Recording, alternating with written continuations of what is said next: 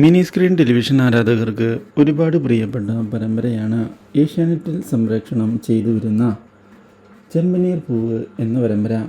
TRP റേറ്റിംഗിൽ ഇപ്പോൾ ഈ പരമ്പര 2ാം സ്ഥാനത്ത് എത്തി നിൽക്കുകയാണ്. മാത്രവുമല്ല, പുതിയ വഴിത്തിരിവുകളാണ് പരമ്പരയിലുണ്ടായിരിക്കുന്നത്. പ്രേക്ഷകർ ഒരുപാട് നാളായി രേവതിയും അതുപോലെ തന്നെ സച്ചിനും ഒന്നിക്കണം എന്നുള്ള ആവശ്യം ഉന്നയിക്കുന്നത്. ഇപ്പോൾ പുതിയ വഴിത്തിരിവുകൾ ഉണ്ടായതിനെ തുടർന്ന് അവരുടെ ആവശ്യം സഫലമായിരിക്കുകയാണ്.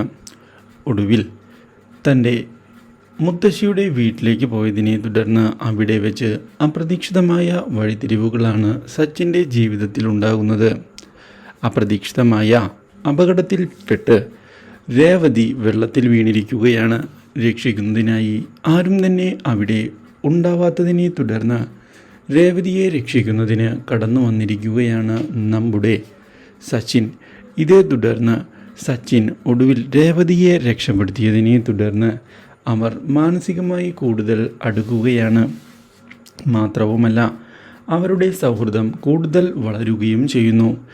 ഇതോടെ ഒടുവിൽ ഇരുവരും സ്നേഹം തിരിച്ചറിഞ്ഞ് തുടങ്ങുകയാണ്. സച്ചിൻ ഒടുവിൽ രേവതിയെ ഇഷ്ടമാണ് എന്നുള്ള കാര്യം തുറന്നു പറയുന്നതിനുള്ള തീരുമാനം എടുക്കുകയും ചെയ്യുന്നു.